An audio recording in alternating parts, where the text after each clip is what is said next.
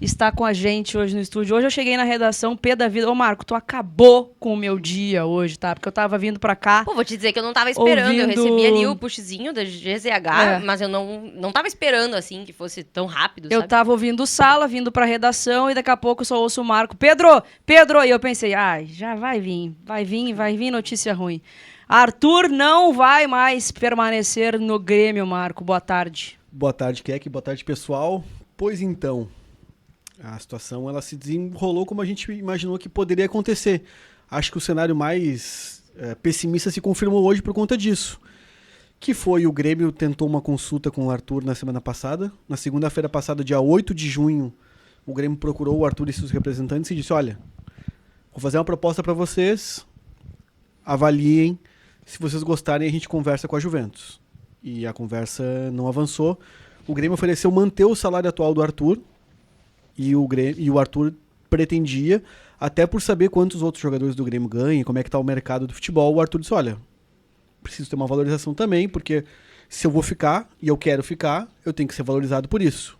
E a conversa desandou e teve hoje de manhã uma ligação do presidente Odorico Roman para o Arthur e nessa ligação se confirmou que estava meio que se desenhando nos últimos dias, às vezes parecia que sim, às vezes parecia que não, e a ligação hoje do presidente Odorico Roman para o Arthur definiu a situação, não teria negociação, o Grêmio não avançaria na proposta que foi feita ao Arthur e explicou a ele, olha, nós queremos que tu fique, a gente gosta muito de ti, tu é um cara que tem identificação com o torcedor, identificação com o clube, mas dentro de uma realidade financeira que o Grêmio vai adotar a partir de agora, as negociações vão ser assim.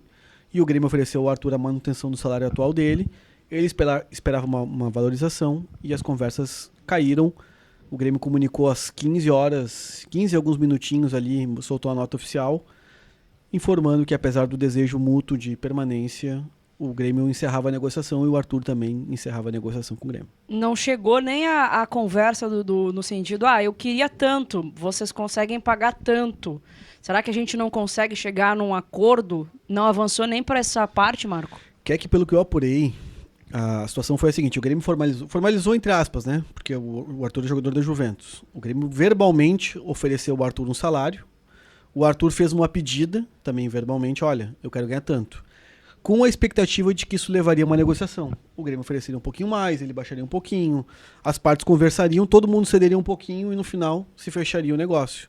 E isso não aconteceu. O Grêmio nem tentou negociar com o Arthur também não ficou dando valores, né?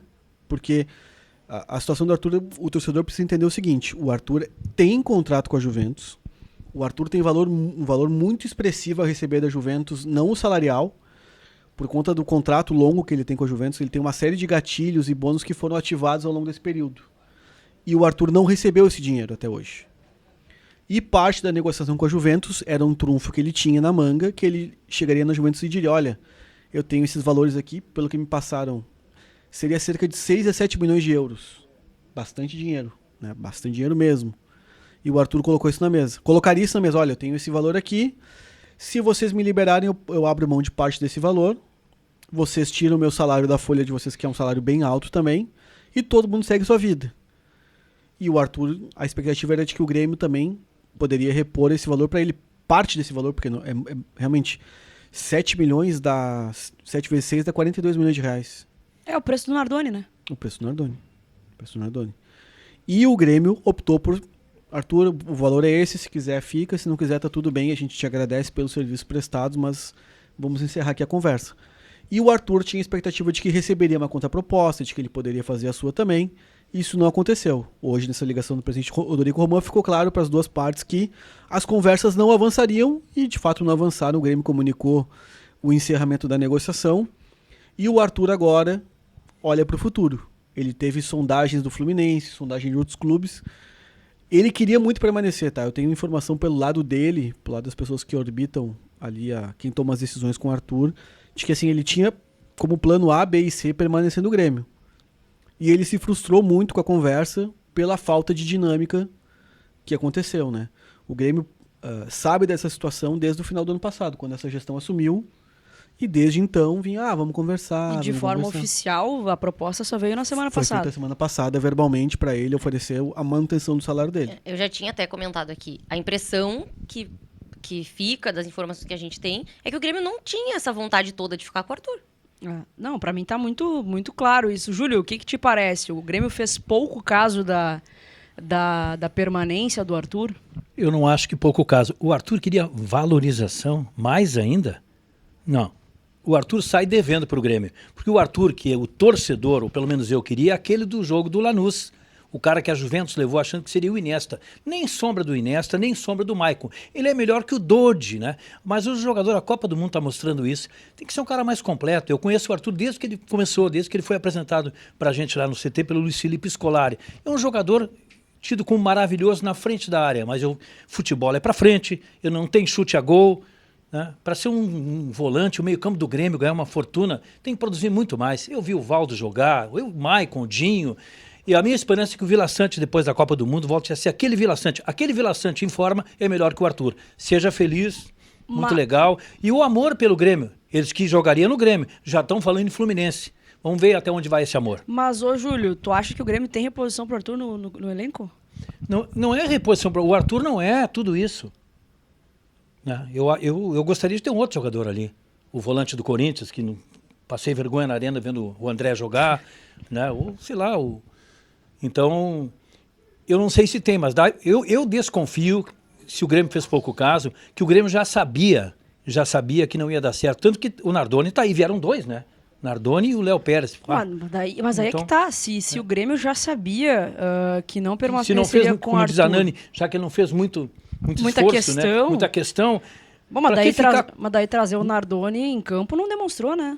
Não, pode ter sido um erro. Não, até agora o Nardoni, para mim, não sei quem é Nardoni. Nem Léo Pérez e nem o TT. Né? Mas tem o Grêmio precisa, né? A empresa precisa continuar. Tem gol de Senegal, né? Gol de Senegal, exatamente. Gol de Senegal, viu? Gol de Senegal, falha, né? Vibração na redação lá, hein? Temos um jogo, hein? Mas 90 minutos já tá nos acréscimos. Mas faltam 3 minutinhos ainda. Não tem bobo nessa Mais Copa, um da França e fecha meu bolãozinho. Eu também.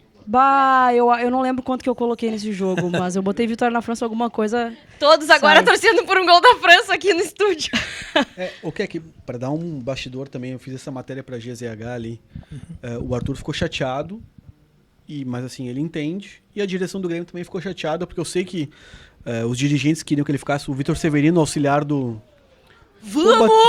E o golaço... Não, o golaço, eu botei ele como artilheiro, na redação. Né? 14 gols eu achei que era em gol do Copa Senegal. do Mundo. Golaço. 14 gols. É que a galera comemorou por causa do bolão, tá, gente? Só pra deixar bem claro. Ganhar.